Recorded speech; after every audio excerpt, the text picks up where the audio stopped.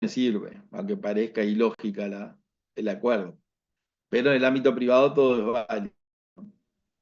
La verdad material es que acá hay que regirse por lo que surge de la realidad del procedimiento y no los acuerdos entre las partes. Economía, celeridad y eficacia, que son casi como sinónimos, después lo vamos a ver. Informalismo en favor del administrado, que tiene que ver con el otro que dice flexibilidad, materialidad y ausencia de ritualismos. El informalismo en favor del administrado, es decir, que el Estado no nos puede poner tantos requisitos que al final no podemos hacer nada.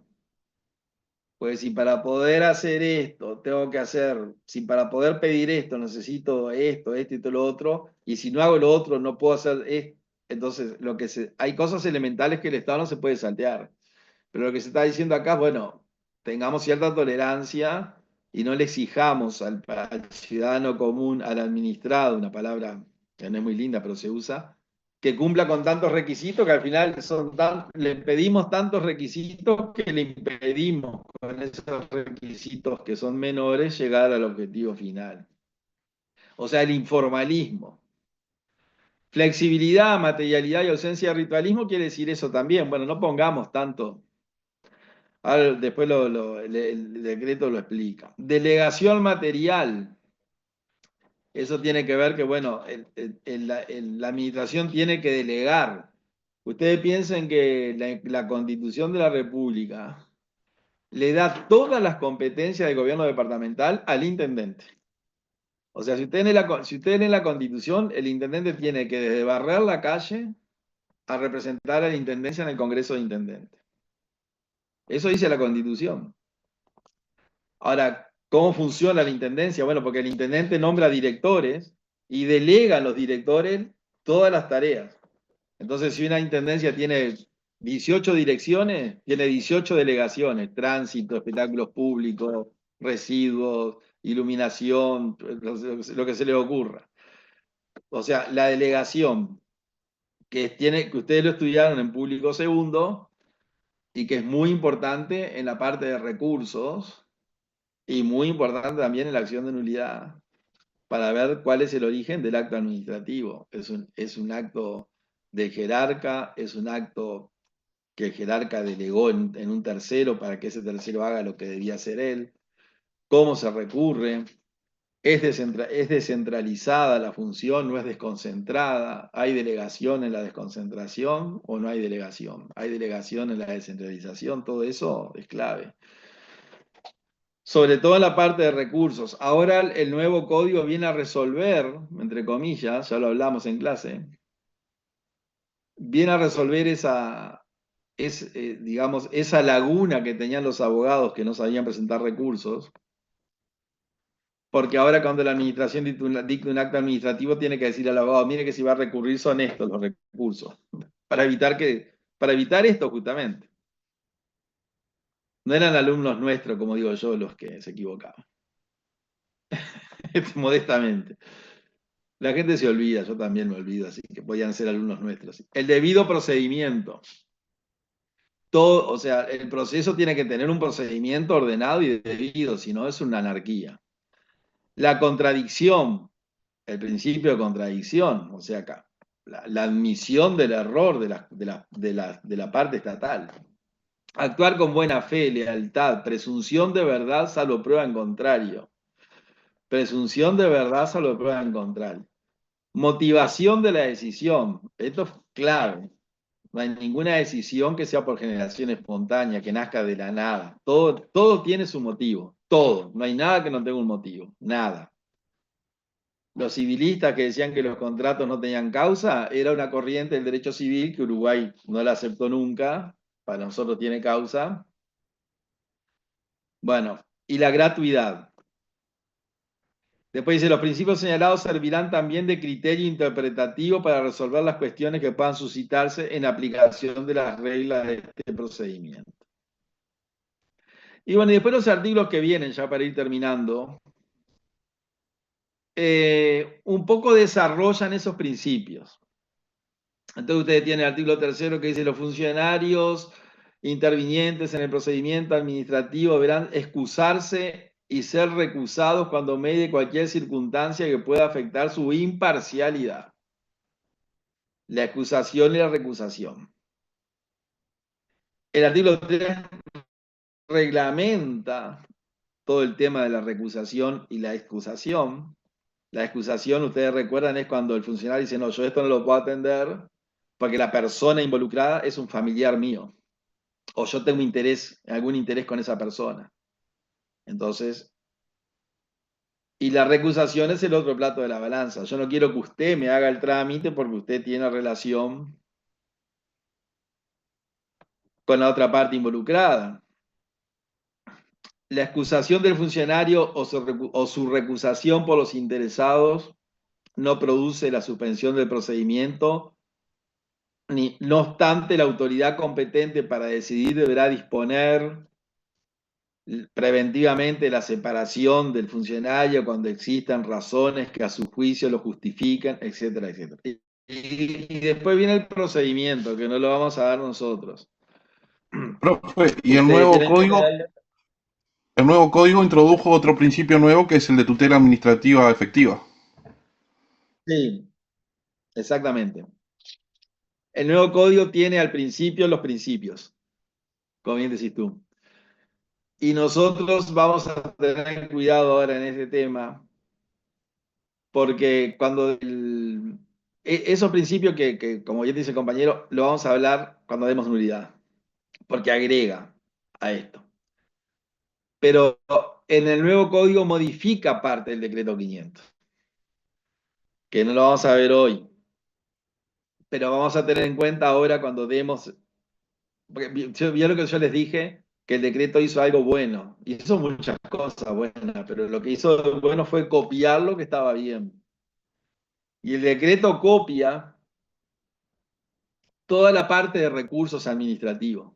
Lo copia así, lo saca de la Constitución y lo coloca acá.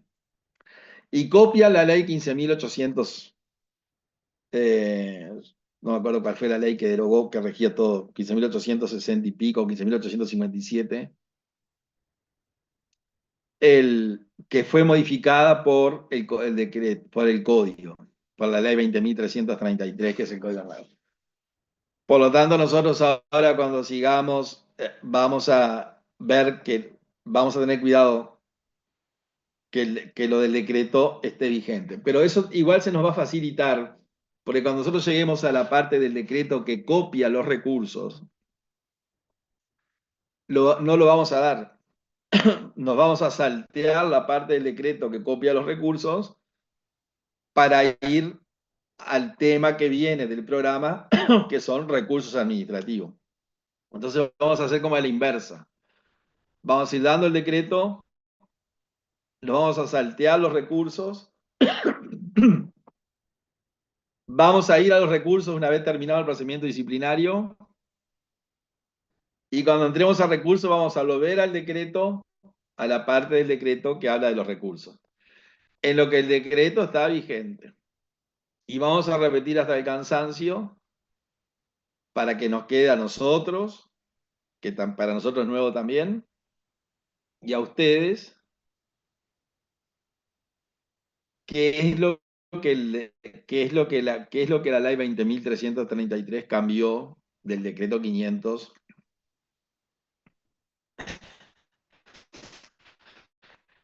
y de la ley que regulaba toda la parte de recursos. Ustedes tienen la ventaja, entre comillas, que dan lo nuevo. A veces la dificultad es cuando una persona dio todo lo anterior y le cambió inmediatamente. Pero eso pasa siempre un año después que se aprueba.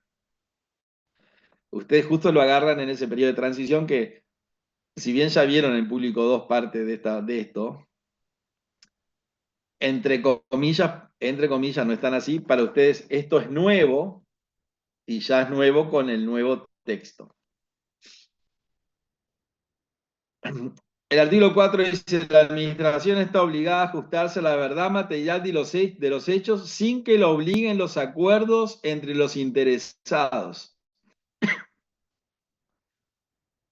La circunstancia de no haber sido alegados o probados por las partes. Esto es muy importante. Primero, el acuerdo de los interesados, que en el derecho privado vale todo, a no ser que la norma sea de orden público, y la norma de orden público no se puede cambiar por las partes, pero acá no se puede cambiar nada como en el derecho privado. Pero además, si ustedes ven que una de las partes en el proceso se olvidó de decir algo que le suma, la administración, si sabe, tiene que invocarlo, y lo dice el artículo. La circunstancia de no haber sido, la circunstancia de no haber sido alegado o probado por las partes no exime a la administración de tenerlos en cuenta. El artículo 5, los interesados en el procedimiento administrativo gozarán de todos los derechos y garantías inherentes al debido proceso, etcétera, etcétera, etcétera. Voy muy rápido porque estamos allá al final. Los vicios, este artículo es muy importante. Los vicios de forma, artículo 7, me salteó el 6. Los vicios de forma de los actos del procedimiento no causan nulidad si cumplen con el fin que los determina y si no se hubieran disminuido las garantías del proceso o provocado indefensión. La nulidad de un acto jurídico de procedimiento no importa la de los anteriores ni la de los sucesivos que sean independientes. La nulidad de una parte de un acto no afecta a la otra parte, que son independientes de ella, ni impide que el acto produzca los efectos para lo que es idóneo.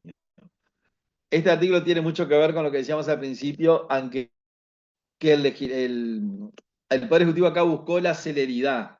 Entonces, de pronto, en el proceso, durante el proceso, se produce un vicio. Que ustedes ya saben lo que son el concepto de vicio jurídico como lesión jurídica. Pero se va a ver en cada caso si esa lesión o ese vicio es de tal entidad que cambia el resultado del procedimiento hacia un lado o hacia el otro. O sea, si el peso es de tal magnitud que si no hubiera existido ese vicio, el resultado hubiera sido otro. Pero si el vicio es menor, como son la mayoría de las veces, bueno, que uno detecte que faltó esto o aquello, no implica la nulidad de todo el proceso. Hay que ir caso a caso, pero para el curso nuestro no le vamos a preguntar porque no tenemos un caso para plantearle. En el curso nuestro, lo importante para nosotros que ustedes sepan es que ante una pregunta, cómo afectan los vicios, el procedimiento, etcétera, lo que ustedes tienen que saber es lo que dice ese artículo. Bueno, si el vicio es subsanable o la nulidad no es absoluta, no invalida nada. Se continúa.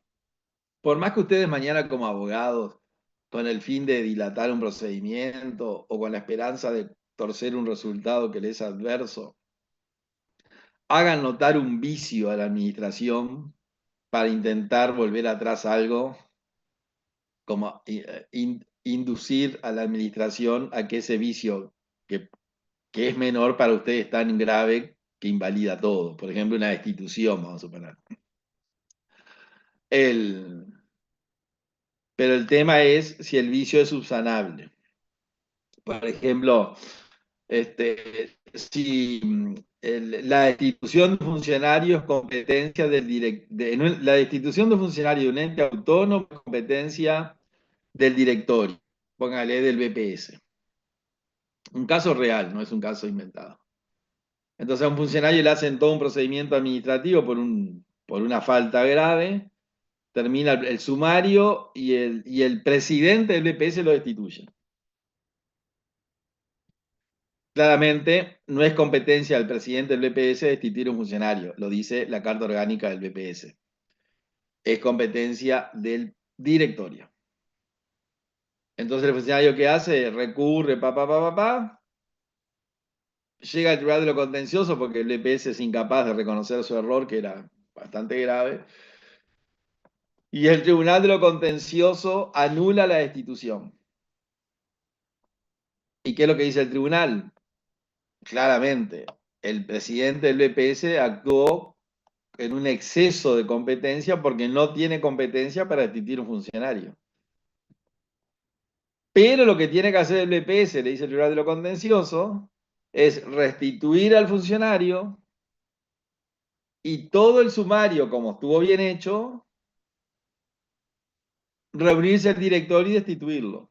Una cosa media curiosa, pero el vicio estaba en la destitución, no en el procedimiento.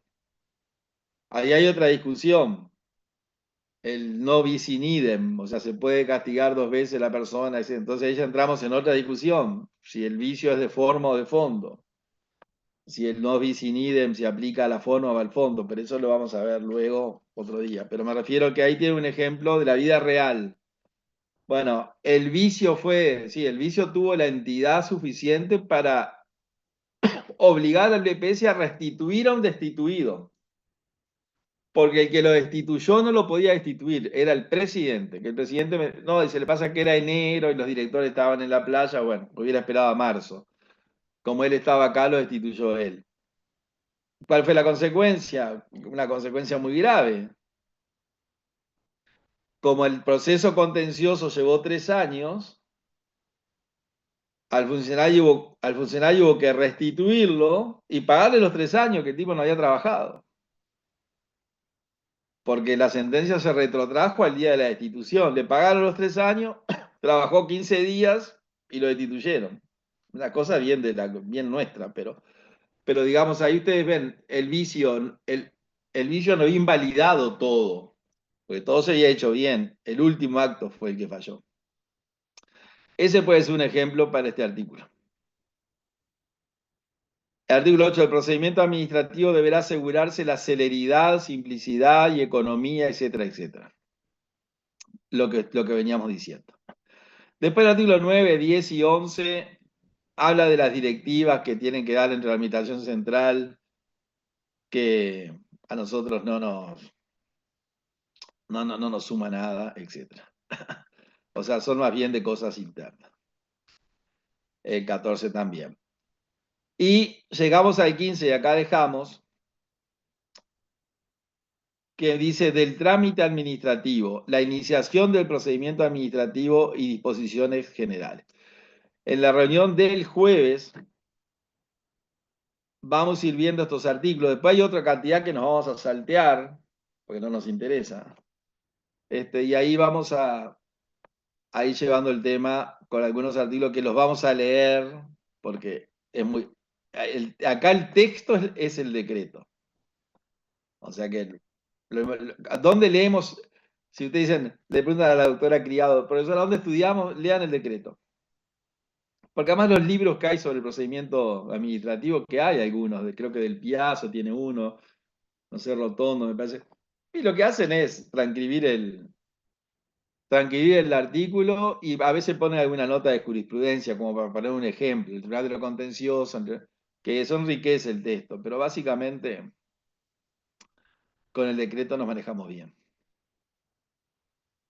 Bueno, estimados, lo dejamos por acá, 21 y 43, y nos vemos mañana miércoles, nos vemos el jueves que viene. Cualquier cosa tenemos que pasar.